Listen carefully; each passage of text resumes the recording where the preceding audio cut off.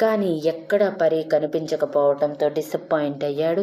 ఇంతలో తండ్రి భుజం మీద తట్టి, ఇక దిడుతావా అని అనటంతో విజయ్ తడబాటుగా తండ్రి వైపు ఒకసారి చూసి కిందకి దిగి మరోసారి పరి కోసం కళ్ళు సారించాడు.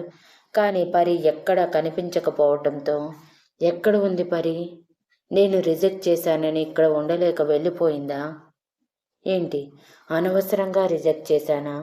అమెరికా వెళ్ళిన దగ్గర నుంచి పరీనే ఎక్కువగా గుర్తుకు వచ్చింది. కానీ రిలేషన్లో ఇప్పుడు దిగాలనుకోక ఆగిపోయాను. ముఖ్యంగా రిలేషన్ మీద నాకు ఇంకా నమ్మకం రాలేదు. వీళ్ళందరూ ఉన్నట్టు మేము ఉంటామన్న నమ్మకం నాకు లేదు. ఒకవేళ అమెరికా నీళ్లు పడి పరి మారిపోతే అని లక్ష్య ఆలోచనలతో విజయ్ తనలో తానే సతమతమవుతూ ఉండగా ఈసారి తల్లి భుజం మీద కొట్టి, ఎక్కడ ఆలోచిస్తున్నావురా? పదా అంటే నడవవేంటి అని అరవటంతో, వస్తున్నానమ్మా, ఎందుకు కొడతావు అంటూ విజయ్ చిరాకు పడి వాళ్లతో పాటు లోపలికి వెళ్ళాడు. ఆ సమయంలో కేవలం ఆడవాళ్ళు, శక్తి, పిల్లలు మాత్రమే ఉన్నారు. ఉద్యోగాలకు వెళ్ళేవారు ఉద్యోగాలకు వెళ్ళిపోయి ఉన్నారు. రుద్ర కూడా పిల్లల్ని తల్లి, అత్తయ్య చూసుకుంటూ ఉండటంతో ఆఫీస్కి డైలీ వెళ్తూ ఉన్నాడు. ఇషిక సగౌరవంగా వాళ్ళని పలకరించి, ఇంత లేట్గా నా విజయ్ వచ్చేది? బర్త్డేకి పిలిచాము, బారసాలకి పిలిచాము, రాలేదు ఎందుకని? నువ్వు వస్తావని ఎంత వెయిట్ చేశామో తెలుసా అని అంటే విజయ్ ఇబ్బందిగా, ఆపరేషన్స్ ఆంటీ, తప్పక ఉండిపోవాల్సి వచ్చింది. లేదంటే మీకు తెలుసు కదా నాకు మిమ్మల్ని కలవటం అంటే ఎంత ఇష్టమో అని అనటంతో ఇషిక కన్విన్స్ అయ్యి, సరే రండి అంటూ వాళ్ళకి ముందుగా అతిథి మర్యాదలు చేశాక, ఫ్రెష్ అయ్యి రండి, భోజనం చేసి కొంచెం సేపు రెస్ట్ తీసుకుందరు, ఈలోపు ఇవాన్ గారు వస్తారు అనటంతో సరే అని చెప్పిన వాళ్ళు ముందుగా విజయ్ అంతకుముందు ఉన్న రూమ్నే ఉండటం తను ఆ రూమ్లోకి వెళ్ళిపోతే గెస్ట్ రూమ్లోకి విజయ్ తల్లిదండ్రులు వెళ్ళారు. ముగ్గురు ఫ్రెష్ అయ్యి వచ్చాక లైట్గా స్నాక్స్ తినేసి కాఫీ తాగేసి రెస్ట్ తీసుకోవటానికి వెళ్ళిపోయారు. రూమ్కి వెళ్ళాక విజయ్, పరి ఇంట్లో లేదా అంటే ఎక్కడ ఉంది? నిజంగానే వెళ్ళిపోయిందా? ఇవాన్ అంకుల్ వెళ్ళనివ్వరే? నాకు తెలిసి ఖచ్చితంగా పరి ఇక్కడే ఎక్కడో ఉంటుంది, నేనే గమనించలేదేమో అని అనుకుంటూ బాల్కనీలోకి వెళ్ళి బాల్కనీలో నుంచి కనిపిస్తున్న అవుట్ హౌస్ వైపు చూశాడు. దాదాపు అరగంట అక్కడే నిలబడిన చిన్న అలికిడి కూడా లేకపోవడంతో అసహనం పెరిగిపోయింది విజయ్కి. అప్పటికే జర్నీ వల్ల చిరాకుగా ఉంటే ఇప్పుడు పరి కనిపించక ఇంకొంచెం చిరాకు యాడై పరి వచ్చాక తనతో మాట్లాడాలని డిసైడ్ అయ్యి లోపలికి వచ్చి నడుము వాల్చాడు. సాయంత్రం ఎప్పటిలా అందరూ వచ్చేశారు. పరి కూడా ఇంటికి వచ్చాక నిషా తనకి స్నాక్స్ పెట్టి మౌనంగా తింటున్న పరీతో, ఇంకా ఎన్ని రోజులు ఇలా మౌనంగా ఉంటావు పరి? నిన్ను చూస్తుంటే భయం వేస్తుంది నాకు, ఎక్కడ మళ్ళీ డిప్రెషన్లోకి వెళ్ళిపోతావేమోనని.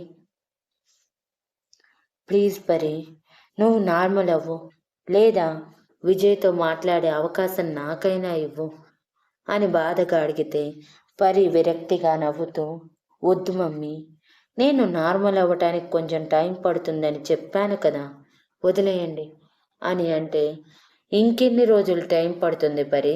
నాకు తెలియక అడుగుతాను చెప్పు. 15 రోజులు అయిపోయింది నువ్వు నాతో నిజం చెప్పి, నువ్వు నార్మల్ అవుతానని చెప్పి.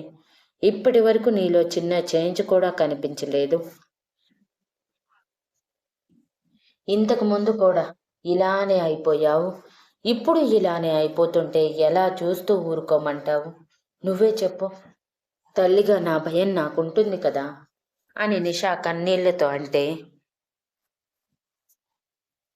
మమ్మీ అంటూ పరి నిషా పక్కన కూర్చుని, మమ్మీ ప్లీజ్, నువ్వు నా కోసం ఇలా అయిపోకు. చెప్పాను కదా నన్ను నేను కంట్రోల్ చేసుకుంటున్నానని. చేసుకుంటాను మమ్మీ, ప్లీజ్ నువ్వు ఇలా అయిపోతే ఎలా చెప్పు అంటూ ఓదార్చింది. కానీ నిషా బాధ మాత్రం అలానే మిగిలిపోయింది. ఇక పరి మాట పట్టించుకోకుండా ఇవాన్తో విజయ్ గురించి మాట్లాడాలని డిసైడ్ అయిపోయింది.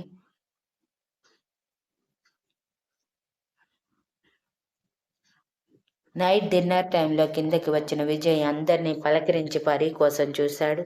కానీ పరి ఎక్కడా కనిపించకపోవటంతో ఎవరిని అడగాలో అర్థం కాక, అడిగితే ఎవరు ఎలా రియాక్ట్ అవుతారో తెలియక నోరు మూసుకొని ఉన్నాడు. కానీ విజయ్లోని తుంటరు పిల్లాడు మాత్రం బయటికి వచ్చి, ఏంట్రా మన పరి కోసం ఎదురు చూస్తున్నావా?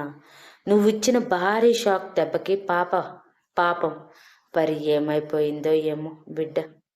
మనసులో ఉన్న ఇష్టాన్ని బయట పెట్టకుండా తనని తినేశావు కదరా. కనీసం నన్ను కూడా బయటికి రానివ్వకుండా నొక్కేశావు. ఎంత అందంగా ఉంటుంది మన పరి. మరీ ముఖ్యంగా తన పెద్ద పెద్ద కళ్ళు, దొండపండు లాంటి పెదవులు.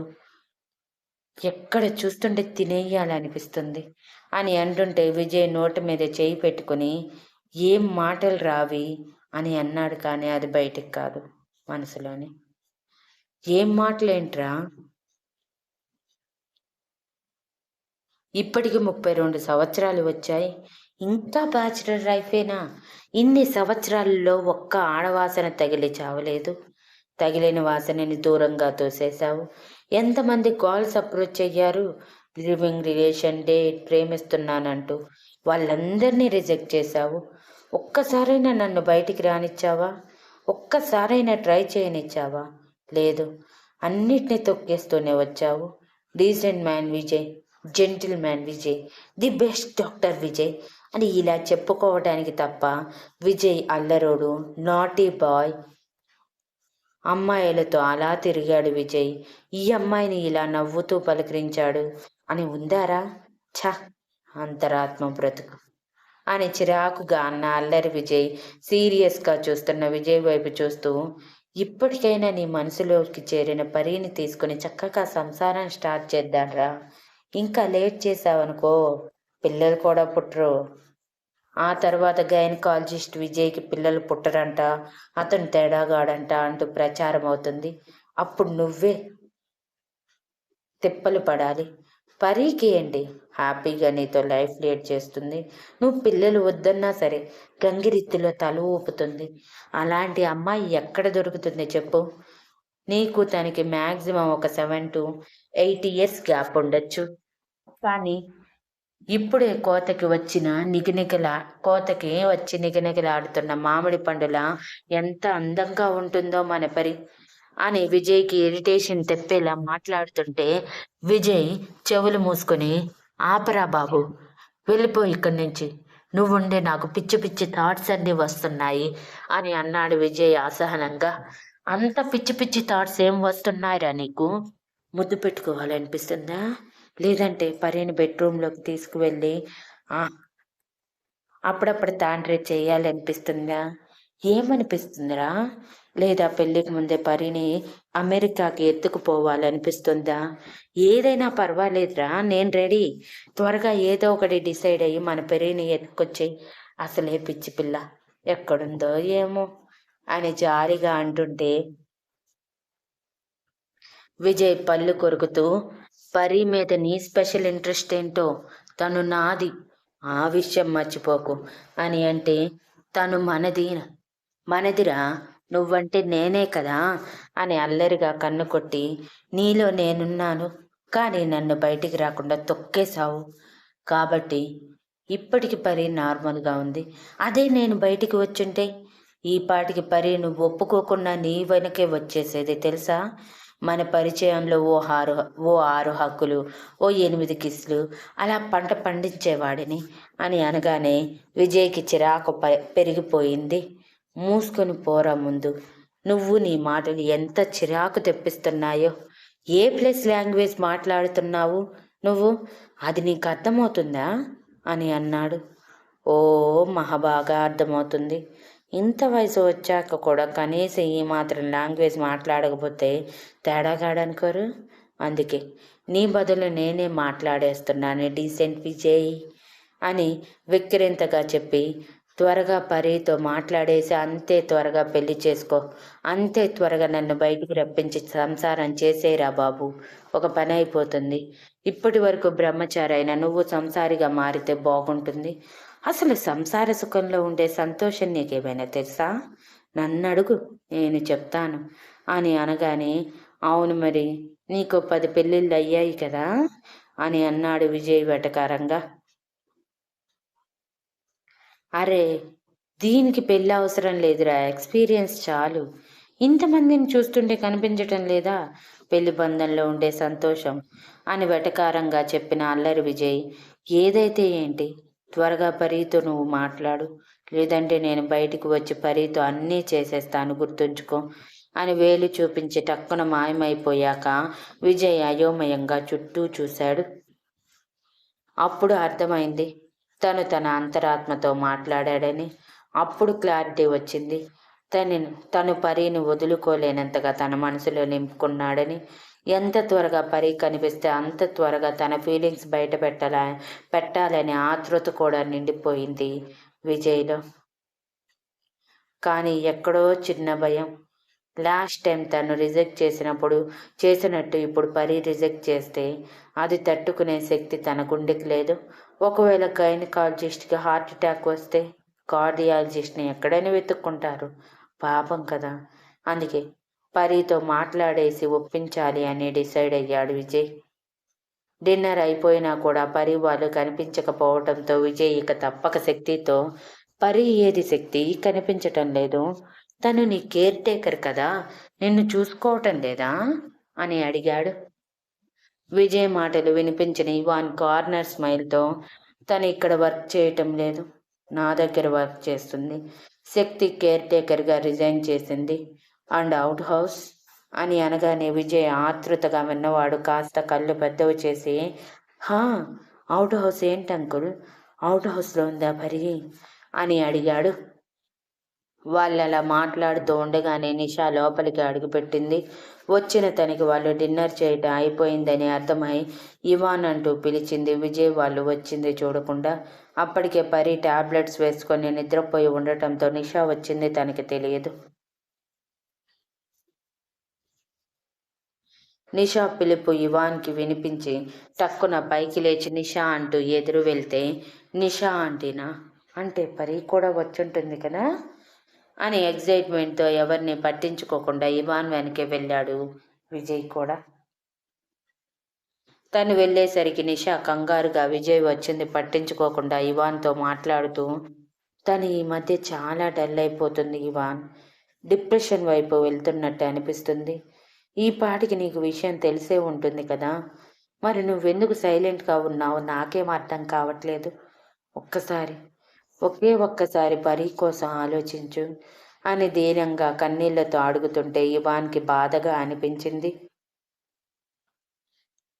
డోంట్ వరీ నిషా, పరీ బాధ్యత నేను తీసుకున్నాను అంటే తను ఇప్పుడు నా కూతురితో సమానమని అర్థం. మరి నా కూతురికి నేను అన్యాయం చేస్తానా చెప్పు అని అనటంతో పరీ గుండెల మీద భారం తీరినట్టు, కానీ ఇంకొక విషయం అని విజయ్ పేరు తీస్తూ ఉండగానే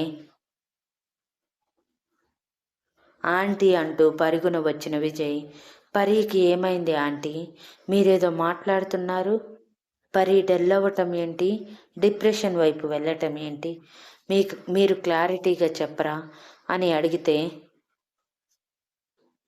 విజయ్ని చూసి కళ్ళు పెద్దవి చేసిన నిషా, విజయ్ అని పిలిచింది ఆశ్చర్యంగా. విజయ్నే ఆంటీ, చెప్పండి, పరి ఎక్కడ ఉంది, నేను తనతో మాట్లాడతాను, నేను మాట్లాడితే పరి నార్మల్ అయిపోతుంది అని అంటే ఎక్కడో చిన్న హోప్తో నిషా విజయ్తో పరి ఫీలింగ్స్ చెప్పాలనుకుంది. కానీ ఆల్రెడీ చెప్పే రిజెక్ట్ అయిన విషయం గుర్తుకు వచ్చి బాధగా, వద్దులే విజయ్, నీకు పరి అంటే ఇష్టం లేదు కదా, వదిలేసే, ఇప్పుడు నువ్వు వెళ్ళి దానితో మాట్లాడితే తను ఇంకా డిస్టర్బ్ అయ్యే ఛాన్స్ ఉంది. నా కూతురు ఇలా అయినా ఉంది అంటే అది ఇవాన్ చలవే, అది కూడా పోగొట్టుకోలేను అని కొంచెం సీరియస్గా అన్నారు. తన కూతురు అంతలా బాధపడటానికి కారణం విజయ్ అని అనుకుంటూ.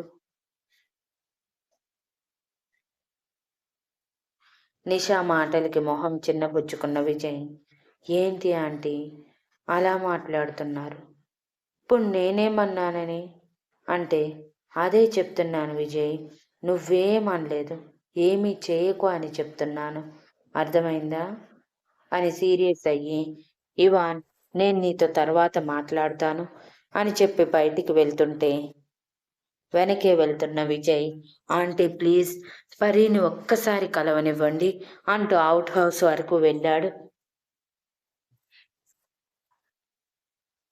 నిషా విజయ్ గుమ్మం వరకు రావటం చూసి, బాబు ప్లీజ్ నువ్విక్కడి నుంచి వెళ్ళిపో, నిన్ను చూస్తే నా పరి మరింత బాధపడుతుంది, అది నాకేమాత్రం ఇష్టం లేదు, ప్లీజ్ వెళ్ళిపో అని బ్రతిమలాడి విజయ్ని పంపించటానికి ట్రై చేసింది.